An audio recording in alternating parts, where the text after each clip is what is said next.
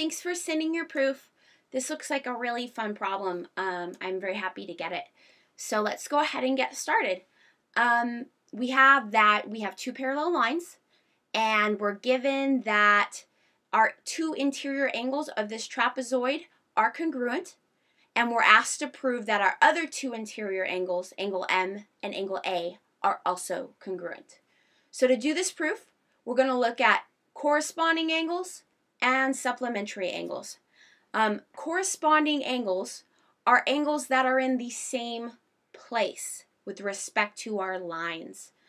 What that means is if I took my line on the bottom and if I shifted it up and put it right on top of my top line so that they were actually the same line, that these two angles would be smack on top of each other. They would actually be the same angle. So that's what corresponding angles are. And we have a really important theorem in geometry that says that corresponding angles are congruent. And that's what we're going to use for this proof. So first, let's identify our corresponding angles. We can see here visually that angle 2 and angle 3 are corresponding angles. And angle 1 and angle 4 are also corresponding angles. So by our theorem, what that means is that angle 2 is congruent to angle 3, and angle 1 is congruent to angle 4. But it was already given to us that angle 1 is congruent to angle 2.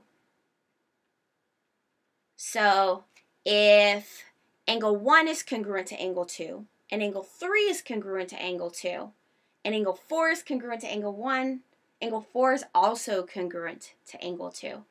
In English, all of these angles are the same angle.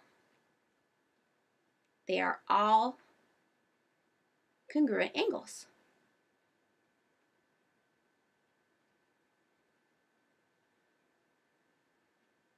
Okay, now let's go ahead and let's take a look at our supplementary angles. Supplementary angles are angles that add to 180, and we can identify them visually because we can see that they're both on the same side of a line. If I drew a line through both angles,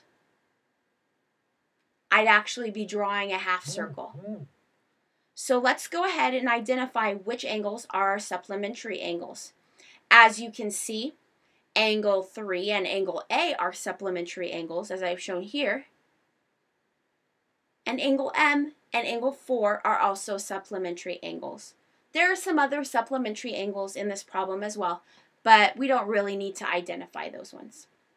Let's just go ahead and write these down. So since supplementary angles add to 180, and angle M and angle 4 are supplementary angles, the measure of angle M plus the measure of angle 4, you'll see here that I'm writing M instead of measure to save time. The measure of those two angles are equal to 180. And the measure of angle A plus the measure of angle 3 is also equal to 180. When I go back and look at what I'm trying to prove, when I look at my destination, I see that my angles that I'm trying to prove are congruent are angle M and angle A. So let's go ahead and solve for angle M and angle A here. So the measure of angle M is equal to 180 minus the measure of angle 4.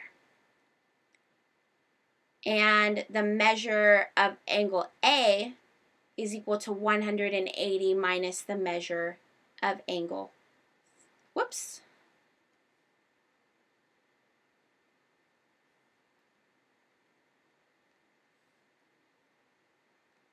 there we go, minus the measure of angle 3.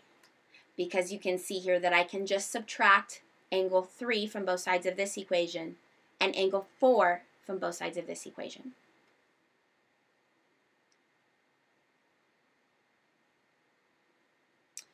So we've already proved above that angle 3 is congruent to angle 4.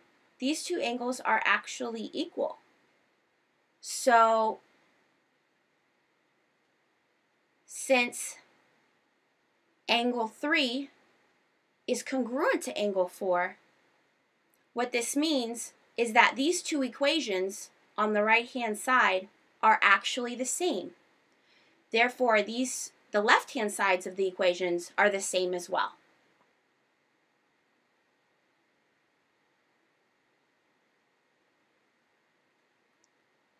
So the measure of angle M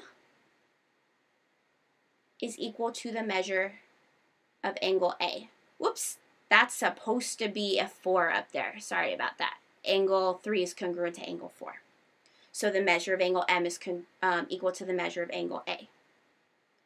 And angles with equal measure are congruent. So angle M is congruent to angle A. And that is the end of this proof. Thanks again for sending your question, Rihanna, and I look forward to answering more of your questions using Snap Math in the future.